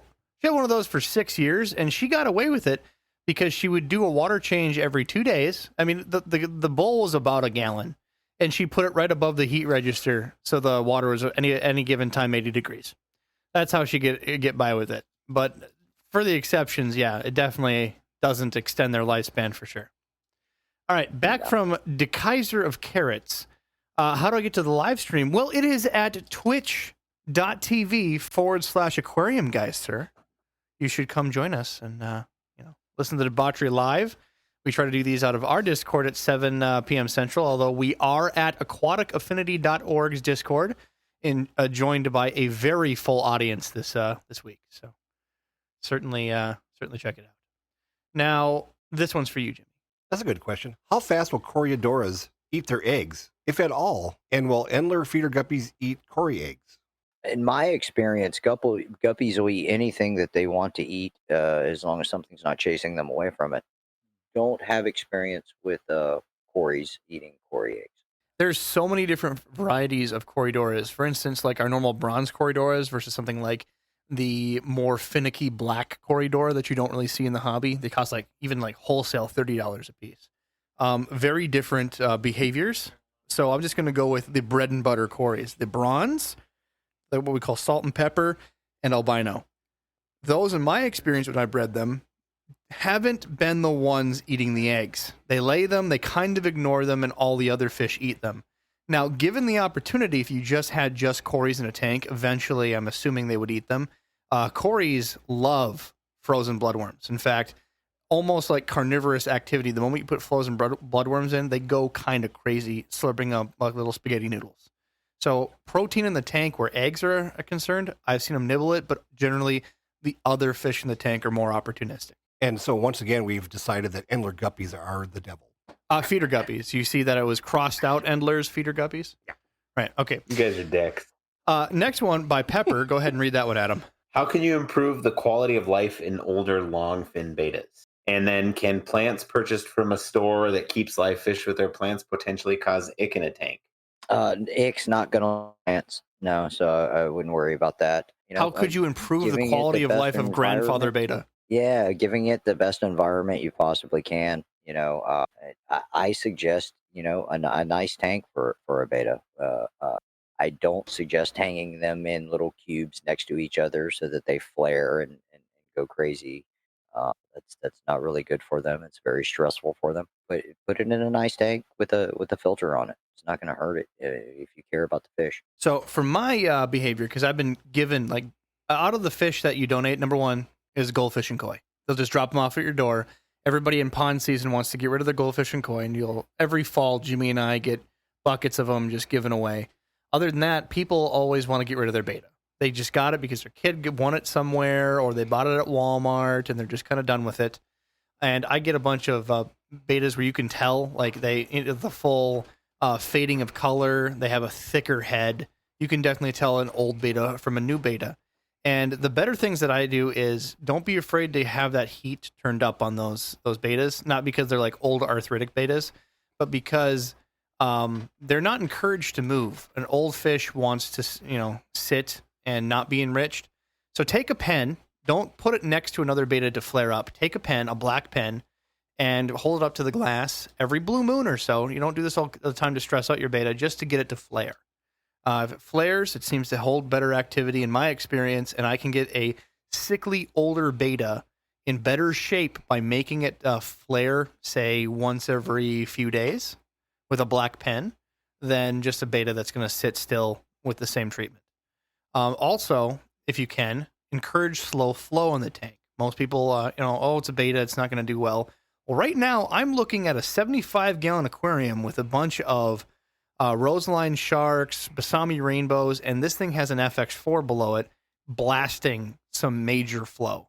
And I have a long-finned veil-tail beta that has been probably the most vivacious beta of my life, just trying to fight against that flow. And it's literally the strongest, best beta I've had, and he's probably one of my longer-running ones. And flow does not hurt a beta. Put some slow flow in there. It really doesn't encourage some natural behaviors. And another natural behavior, too, is to feed a baby Endler guppies and let it eat. Feeder guppies. Feeder guppies. Thank you. I keep saying Endler guppies, but I mean So feeder wrong. guppies. Those are all great points. All right. Lando says, if you slowly add tannins to your tank You using guys can all fluke yourselves. A voice from the past. a voice from the past. If you slowly add tannins to your tank using botanicals, will lower the pH, have an effect on fish that don't like pH so low. I mean, how low are you talking? Really, most freshwater fish thrive anywhere between 6.5 and 8.0.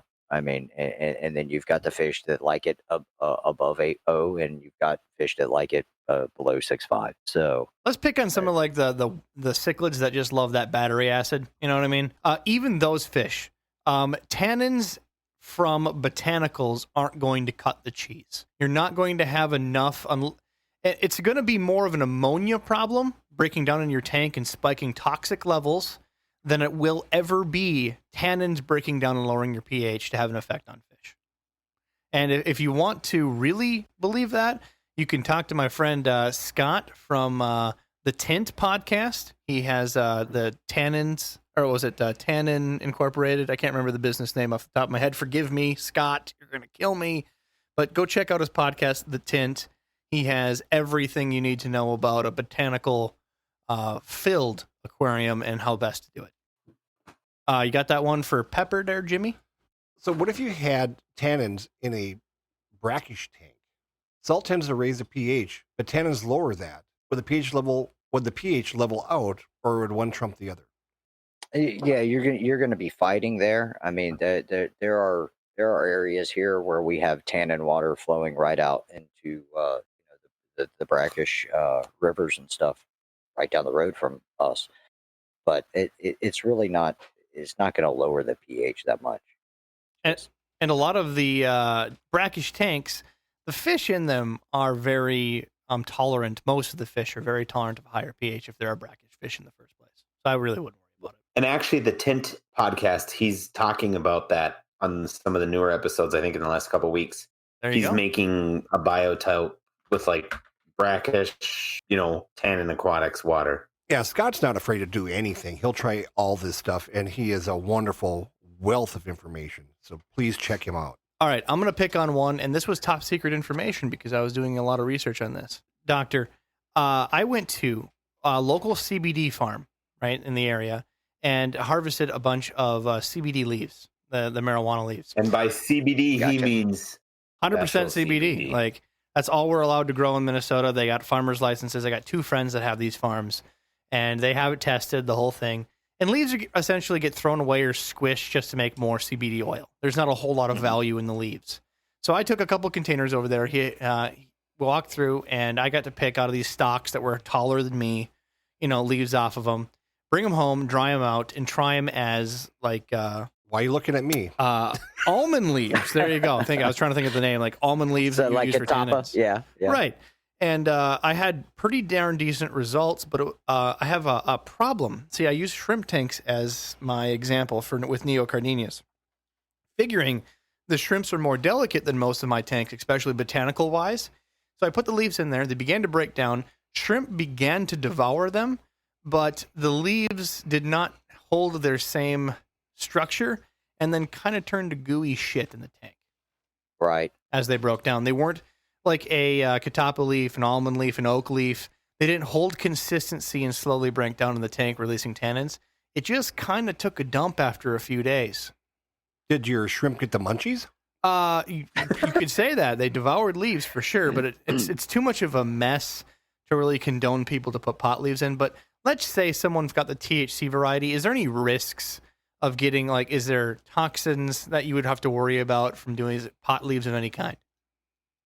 That I don't know. That I don't know. I've often thought that it'd be a really good idea to try the polyculture and aquaponics with fish in pot. I don't know if anybody's ever tried that.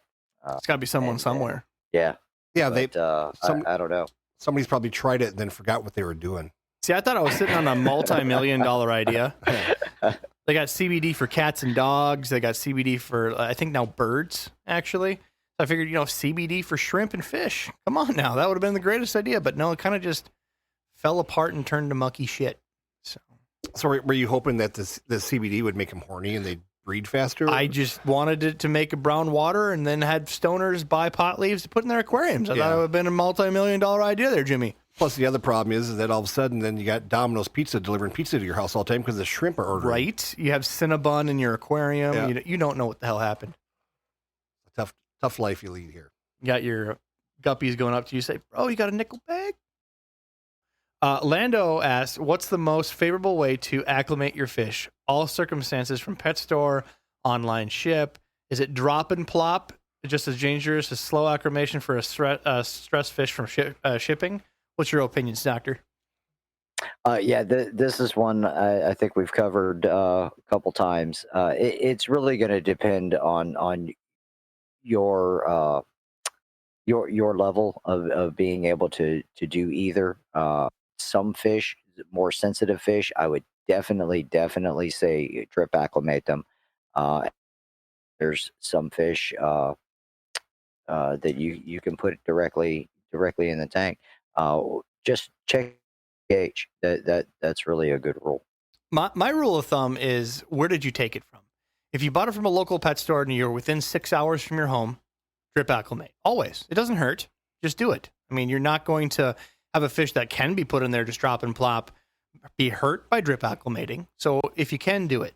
If you got a fish that's been shipped internationally, it's been in a bag for 3 days, the moment you cut the seal on that bag, you're going to be having a gaseous release, and that pH is going to crash in that bag immediately.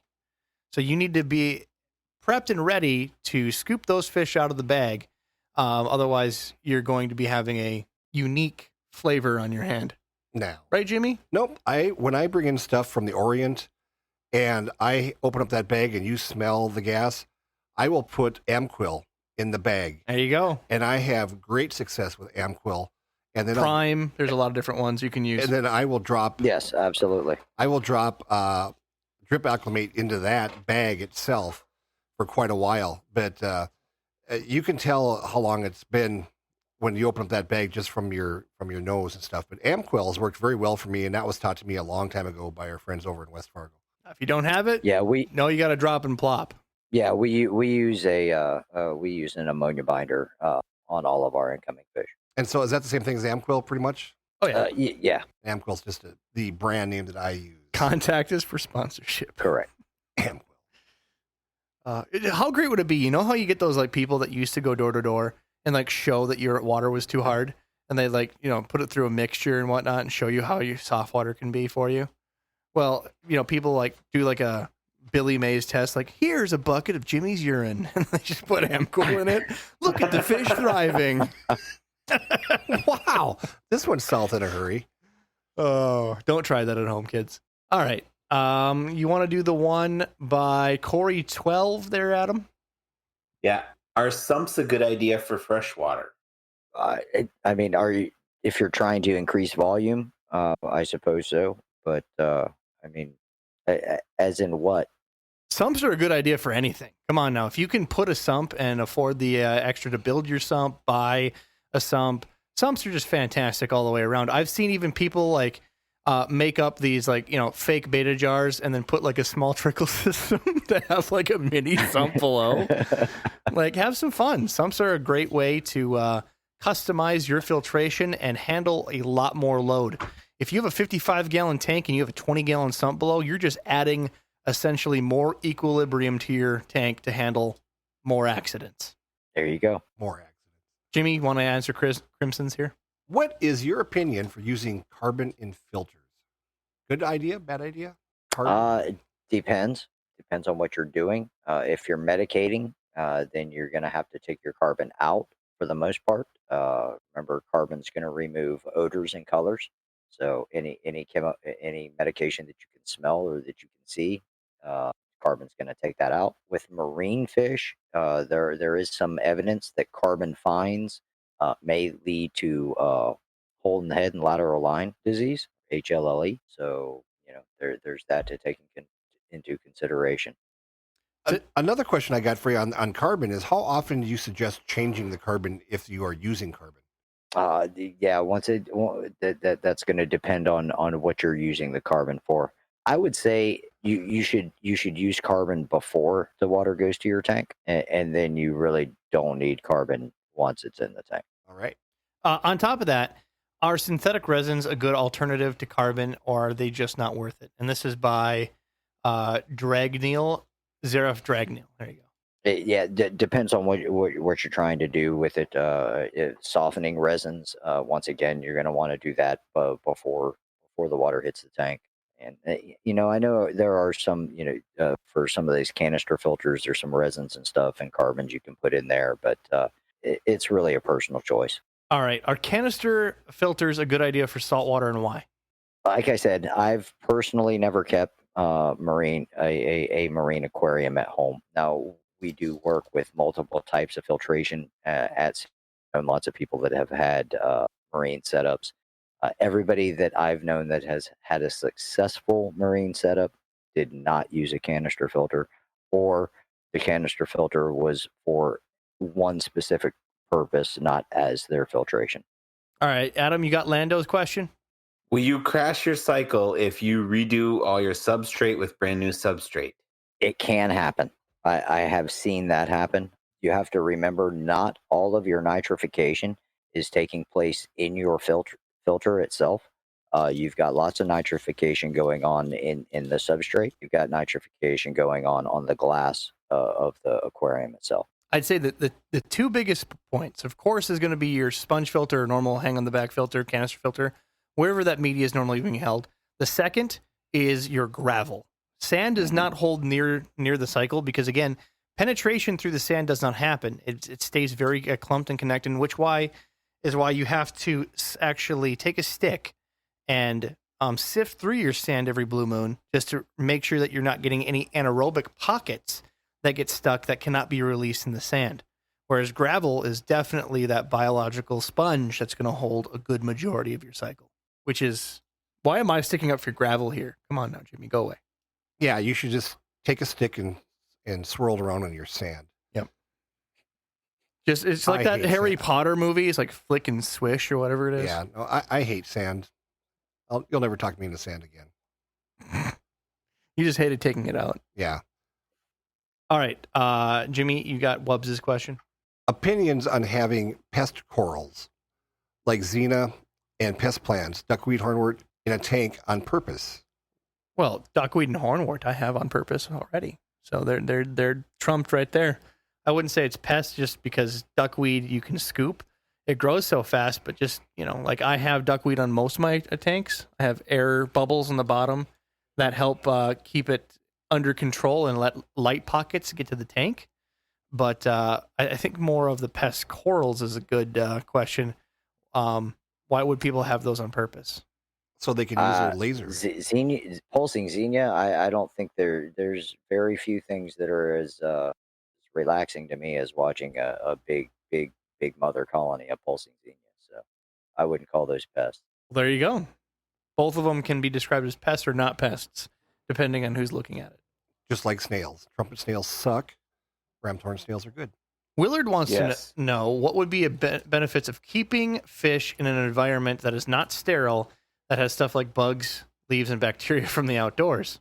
We just went over, botanicals and how it releases tannins in the water to help with pH and other things in the tank. But I have a firm belief, and so does Scott. Go check out for this one, Willard. Listen to the tint, man. We can't bump this guy enough. He has like 10 to 15 minute episodes on a podcast, and this guy really gets in hippie style to why tannins and botanicals are necessary in the tank. But I have a firm belief that having those botanical style things like driftwood, leaves, pine alder cones, cholo wood, all not only release those tannins, but also give a place for microbacteria to grow, which do inherently feed your fish and make an overall better nitrifying cycle. I even have a belief that enough of the botanicals out in nature is why ick isn't in the wild. But that's just my theory. Anything to add to that, Doctor? I like going in natural as far as you can. That's always going to be better for the animals. Would wild-caught tropical fish benefit from allowing slow temp swings? For example, letting a tank with neon tetras get down to 68 to 70 degrees at night. Not really. They're going to, in the wild, they're going to migrate to the parts of the river that don't have as much temperature swing, just naturally. That's what they're going to want to do. A daily temp swing is not ideal for fish. So the fish will automatically, or I should say, go looking for the warmer water. They'll go into the shallows, they'll go into the areas where the water doesn't flow so quick, and they'll actually seek out the warmth. And Correct. So they're not looking for cold, they're just looking for constant warmth, kind of like a single guy. That's Now- actually the best one I've ever heard. That's a good one. There you go. Now, that being said, there are some species that do benefit to encourage them to breed by doing small daily temperature changes, swings in the tank, just to spontaneously get them to spawn. but very few species. I think a lot of fish will spawn after a water change because of the water temperature, like it's raining out in the wild. Is that what you see, Doc? It can be that. Also, pH related spawning can be very pH related as well, as well as light cycle. Perfect. Well, I think we should pause there. We have a bunch more questions and definitely a bunch more questions flooding in. So what we'll have to do is we'll have to come back to the Aquatic Affinity group if they'll have us back again. I know we tried to be in our best behavior, but didn't succeed. Looking at you, Jimmy. I went like hell. Looking at you. But again, thanks to the Aquatic Affinity, aquaticaffinity.org. Check out their community. They have a very full audience tonight and wonderful crew that'll help 24 hours a day on their Discord if you got questions. Otherwise, you can certainly check us out, aquariumguyspodcast.com. The bottom website is our Discord link. That's where we normally do our podcasts at 7 Central on Mondays. But biggest thanks goes out to you, Doc, for coming on. And big thanks again to Seagrass Farms. If you are a pet store needing some fish, certainly give them a contact. So tell them that Rob's, Jimmy, Adam, and the Doc sent you. Yeah, I'm very, very, very happy to be here again, and love to come back. You know what I really like about the Aquatic Affinity group is what she told us at the beginning of the podcast, and they're here to help people, to help new people. And that's why we started this podcast, is we want people to get into this hobby and love it as much as we do. And if we don't encourage the younger people in our lives or our friends or neighbors or family, everybody's going to get out of this hobby. And this is such a wonderful hobby. If we can help each other, man, this is the best thing that we can do for our hobby. Well, if you like what you heard, guys, certainly go to aquariumguyspodcast.com on the website. You can give us a few bucks to help keep the lights on. Go see our merch page. It's in the show notes. Buy a hoodie, whatever else. Again, we like continuing to do the podcast, and it does cost for hosting and other things. So we do appreciate your support. And, tell a friend. Tell them to stop having feeder guppies and listen to Aquarium Guys podcast. Get some real fish. Love you, Adam. You can go fluke yourself. If anybody wants me to sign a Endlers thing, I would be more than happy to send them a signature somehow. I'll figure something out with Rob's. Oh, yeah. And use my code, not Rob's. Yeah, again, we have a contest between us all on the merch store. Again, ROBBZ for 5% off, Adam or Jimmy all for 5% off. Pick your favorite. And if you pick Adam in the lead, I mean, that's just shameful. It is very shameful. And it's just sad that Adam really thinks that Endler guppies are real. I don't know. Here's where I see Endler guppies. Okay. Santa Claus, Tooth Fairy, unicorns, Endler guppies. Same thing. Is that right? Same thing. So if you want to see some cool merch, we have some cool merch made because we pick on Adam because we like to. And there's like phone cases you can get, T-shirts, and it says Endler guppies and an Endler scratched out, and it says feeder guppies. It's been a standing joke we've had on this podcast for the last year and a half, and it's not really a joke because it's true. Endler guppies do suck. And we had a gentleman that reached out to us this week. Please, I want to get a hoodie, but I need all three of you to sign it. So he's shipping it to us. We're gonna sign it all, and we'll do that really for anyone until we get too busy and full of requests. So yeah, which won't happen. So if you want us to sign a hoodie or something, send a hoodie to us with a $50 bill cash in the pocket. A $50 bill.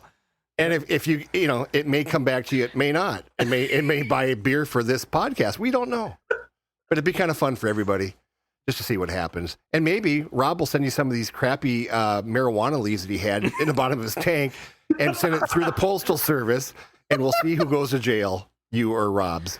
CBD, man. It's CBD. James, you got anything for us? Say Seagrass, see the best, and thank you very much for having me, and be happy to come back anytime you'll have me. All right, and last notes for Zook that's listening in chat? No, nothing here. Just thank you guys so much for showing up, especially you, Doc. It was wonderful having you guys. Once again, a thanks to Seagrass Farms. A shout out to Sandy Moore for allowing us to steal the good doctor. We really appreciate it and stuff. And reach out, help people, and do the right thing and buy a new tank. We'll catch you guys next week.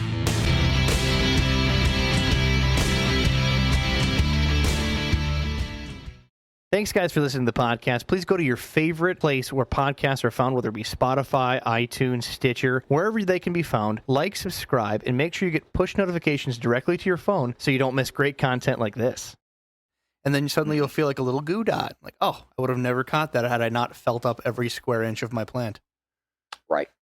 So many words in that were just wrong. I mean, you guys can cut that out, make that hilarious. That is all for you. Yeah, you should definitely. Yeah, you should feel See, I was being on my best behavior. You guys are insinuating that. Come on now. Don't bleach your fish.